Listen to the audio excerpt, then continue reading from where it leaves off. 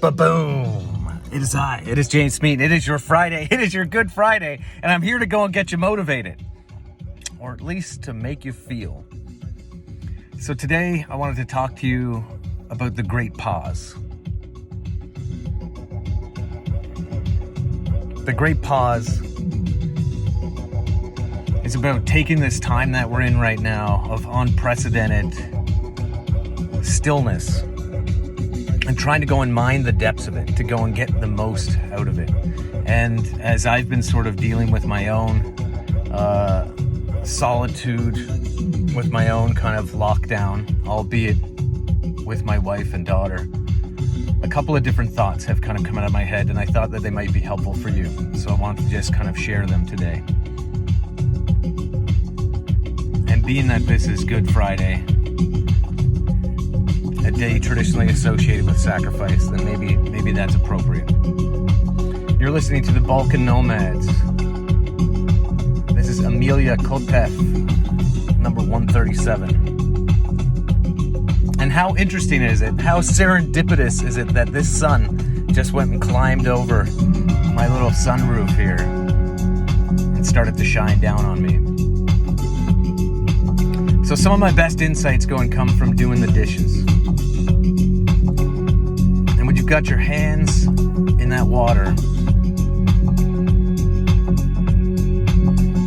and you're doing one of the most domestic, unexciting tasks there is, then a space is created for reflection. A space is created for what the right move is. And for me, a lot of that had to do with recognizing how much I have desires for reality, how much I want things to go and happen the way that I want them to happen. And I think the great pause, if there is such a thing, is about letting things happen the way that they are. That you try not to go and resist, but instead facilitate. That you take your experiences as they're happening to you, and you go and run them through the lens of, this ain't that bad.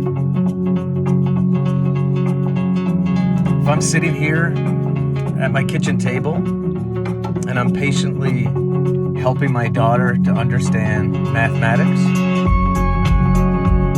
subtraction, multiplication,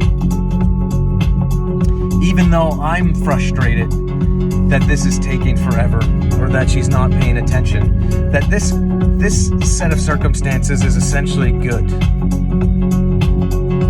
Better than good, it's great. I have a healthy daughter in front of me. I'm sitting at home, and I don't have anybody that's necessarily really expecting a lot of me at this particular moment.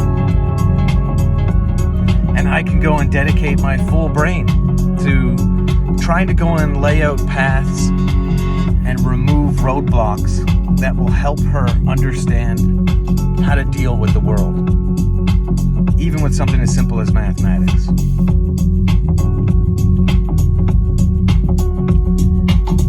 Oh, that's good. That's real good. On another note,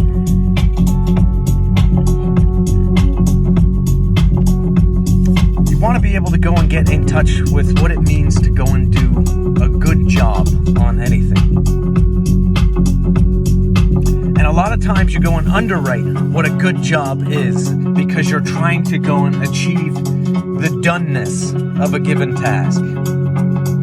When you think about an artist making a painting or a sculpture, really one of the greatest challenges is to when to decide when something is done. And so what you want to be able to do is feel out your individual moments so that the contribution that you're making is wholly dependent upon quality, not quantity. That brush stroke is the best brush stroke it can be. individual elements of the birdhouse that you happen to be building are fine. Because when we go and look at greatness in this world, anything that's ever been done that's been truly great has been done by somebody with patience and with care and with pause.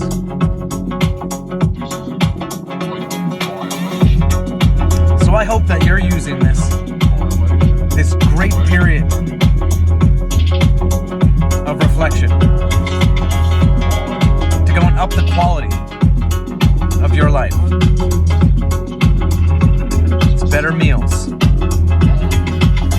better relationships, better health and exercise.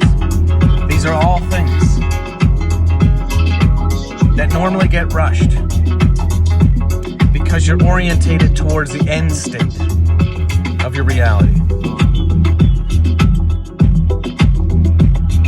So I hope these words find you well this Friday. I hope your heart is beating with a lot of love for all those around you and for all that you have. And that ultimately you go into this Easter weekend with a super calm, loving energy that's ultimately going to do things better than you've ever done them before. Love you guys. Peace. Drink lots of water. Smile at those strangers. And if you happen to go and see an Easter bunny come your way, but just go and give that Easter bunny a smile and send him on his way.